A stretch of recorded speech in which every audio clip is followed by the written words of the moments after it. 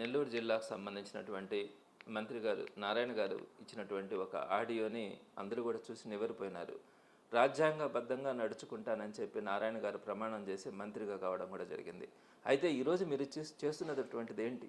నిన్నటి ఆడియో కనుక మనం కనుక వింటే తెలుగుదేశం పార్టీ కార్యకర్తలు నాయకుల మీద ఉన్నటువంటి రౌడీ షీట్స్ అన్నింటినీ కూడా ఆ డేటాని కన్సర్న్ ఇన్ఛార్జెస్ కానీ కోఆర్డినేటర్స్ కానీ ఆయన కనుక పంపిస్తే ఆయన ఎస్పీ గారికి పంపించి ఆ రౌడీ షీటర్స్ అందరినీ కూడా ఓపెన్ చేసి రోడ్డు మీదకు మేము వదిలిపెడతామని చెప్పి నిన్నటి రోజున ఆయన ఆడియో రిలీజ్ చేస్తే రాష్ట్రం అంతా కూడా నివ్వెరపోతూ ఉంది.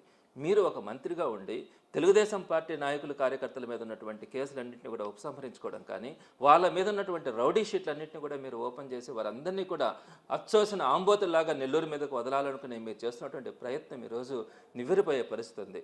గడిచిన 18 నెలలుగా మనం చూస్తూ ఉన్నాం నెల్లూరులో.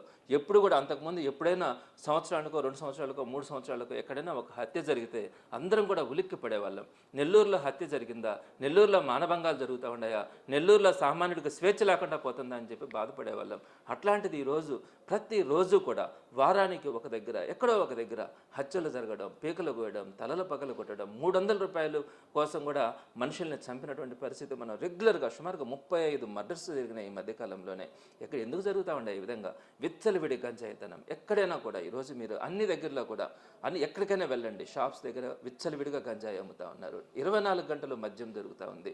ఇలాంటి విచ్చలవిడితనం వల్ల ఈరోజు రౌడీలకు అడ్డాగా మన నెల్లూరు జిల్లా మారిపోతే మీకు చీమ కొట్టినట్టుగా కూడా లేకుండా కేవలం మీ కార్యకర్తలు నాయకులకు సంబంధించి మాత్రమే వాళ్ళకి కాంట్రాక్టులు ఇవ్వాలా, లేదంటే కార్పొరేటర్లను కొనాలా, లేదంటే మేయర్లను కొనాలా, ఇటువంటి భావన తప్ప మీ దగ్గర ఒక సామాన్యుడు ఎటువంటి పరిస్థితిలో ఉన్నాడు, ఒకప్పుడు నెల్లూరు పరిస్థితి ఎలా ఉంది, ఈరోజు నెల్లూరు పరిస్థితి ఎలా ఉంది, ఎందుకు ఈ విధంగా రౌడీయిజం పెరిగిపోయింది, ఒక సామాన్యుడు రోడ్డు మీద తిరిగే పరిస్థితి కూడా ఈరోజు లేకుండా మనం లాండ్ ఆర్డర్ని తయారు చేసుకుంటే మీకు కొంచెమైనా బాధ అనిపించట్లేదా?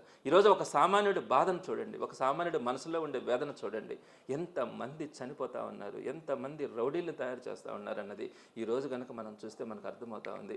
ఇలాంటి పరిస్థితుల్లో దీన్ని కంట్రోల్ చేయాల్సింది పోయి మీరు ఈరోజు మీ తెలుగుదేశం పార్టీ నాయకులు కార్యకర్తల మీద ఉన్నటువంటి రౌడీ షీట్స్ అన్నింటినీ కూడా నేను ఓపెన్ చేస్తానని చెప్పి మీ కార్యకర్తల నాయకులకు చెప్తే వాళ్ళు ఈరోజు రౌడీ షీటర్లందరికీ కూడా ఫోన్ చేసి మీ మీద రౌడీ షీట్లు ఉన్నాయి, మీరు కనుక తెలుగుదేశం పార్టీలో కనుక చేరితే మీ మీద ఉన్నటువంటి రౌడీ షీట్లు అన్నింటినీ కూడా క్లియర్ చేయిస్తాం, మీ మీద ఉన్నటువంటి కేసుల్ని క్లియర్ చేయిస్తామని చెప్పి ఈరోజు ఆ నాయకులు కార్యకర్తలు ఆ రౌడీ షీటర్ని పిలిపించుకొని మాట్లాడుతున్నటువంటి పరిస్థితి ఈరోజు మనం నెల్లూరు జిల్లాలో చూస్తూ ఉన్నాం.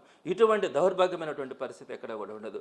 ఒక మంత్రి గారు డైరెక్ట్గా ఫోన్లలో అందరికీ కూడా తెలుగుదేశం పార్టీ కార్యకర్తల నాయకుల మీద ఉన్నటువంటి కేసుల్ని ఉపసంహరించుకునేలాగా డిసెంబర్ లాగా నేను ప్రయత్నిస్తాను, నేను మాట్లాడతాను ఎస్పీతో మాట్లాడితే దానికి ఆన్సర్ ఏముంటుంది? దానికి మీరు చెప్పినటువంటి సమాధానం ఏమిటంటే అప్పుడు తెలుగుదేశం పార్టీ వాళ్ళ మీద కావాలని పెట్టిన కేసులను పెట్టినారు. కానీ ఈరోజు గ్రౌండ్ లెవెల్లో నాయకులు కార్యకర్తలు ఏం చేస్తూ ఉన్నారు, అందరినీ పిలిపించుకొని మాట్లాడి మా పార్టీలో చేరండి కేసులు తీసేస్తూ ఉన్నారు. మీకు ఇంకొక విషయం కూడా గుర్తుంటుంది, జగన్మోహన్ రెడ్డి గారు నెల్లూరుకు వచ్చే టైంలో జగన్మోహన్ రెడ్డి గారిని చూడడానికి వెళ్తే కూడా వాళ్ళ మీద 307 కేసులు పెట్టి రౌడీ షీట్లు ఓపెన్ చేసినారు.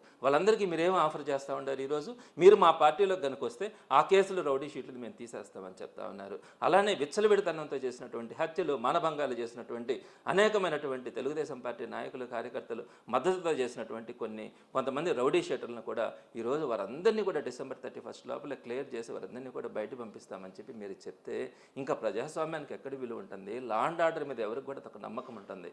ఒక్కసారి మీరు ఆలోచించుకోవాలా. చంద్రబాబు నాయుడు గారిని కూడా మేము డిమాండ్ చేస్తూ ఉన్నాం, నెల్లూరులో జరుగుతున్నటువంటి అకృత్యాల గురించి, నెల్లూరులో జరుగుతున్నటువంటి దుర్మార్గాల గురించి, నెల్లూరు జిల్లాలో జరుగుతున్నటువంటి రౌడీయిజం గురించి మీరు కనుక ఆలోచించకపోతే నెల్లూరు జిల్లా మీ నోటుకుండానే మీరు చెప్పినారు నెల్లూరు జిల్లా పాడైపోయిందని, ఇంకొంత రోజుల్లో నెల్లూరు ఒక వల్లకాడయ్యే పరిస్థితి కూడా ఉంటుందని అని కూడా ప్రతి ఒక్కరు ఈరోజు అభిప్రాయపడతా ఉన్నారు. సో ఈరోజు మేము డిమాండ్ చేస్తా ఉన్నాం నారాయణ గారికి, ఇది మంచి పద్ధతి కాదు. ఏదైతే మీరు తెలుగుదేశం పార్టీ కార్యకర్తల నాయకులు, తెలుగుదేశం పార్టీకి చెందినటువంటి వారందరి మీద కూడా రౌడీ షీట్లు కేసులుంటే ఉపసంహరించుకుంటామని మీరు చెప్తా ఉన్నారో దాన్ని మీరు ఇమీడియట్గా దాన్ని డ్రాప్ చేసుకోవాల్సిన పరిస్థితి ఉంటుంది. అదేవిధంగా లా అండ్ ఆర్డర్ని మెరుగుపరచడానికి పోలీస్ డిపార్ట్మెంట్తో కనీసం మీరు ఏ విధంగా జరుగుతూ ఉంది అని చెప్పి వాళ్ళందరికీ కూడా ఒక రివ్యూ ఇచ్చి కఠినమైనటువంటి నిర్ణయాలు కనుక తీసుకోకపోతే నెల్లూరు జిల్లా మరింత దారుణమైనటువంటి పరిస్థితులకు వెళ్ళే అవకాశం ఉందని నారాయణ గారికి తెలియజేస్తా ఉన్నాం. వైఎస్ఆర్సీపీ తరఫున ఈ విధంగా మీరు చేస్తున్నటువంటి కార్యకలాపాలన్నింటినీ కూడా తప్పకుండా ప్రజల ముందుకు తీసుకెళ్లి పోరాటం చేస్తుందని కూడా తెలియజేస్తా ఉన్నారు.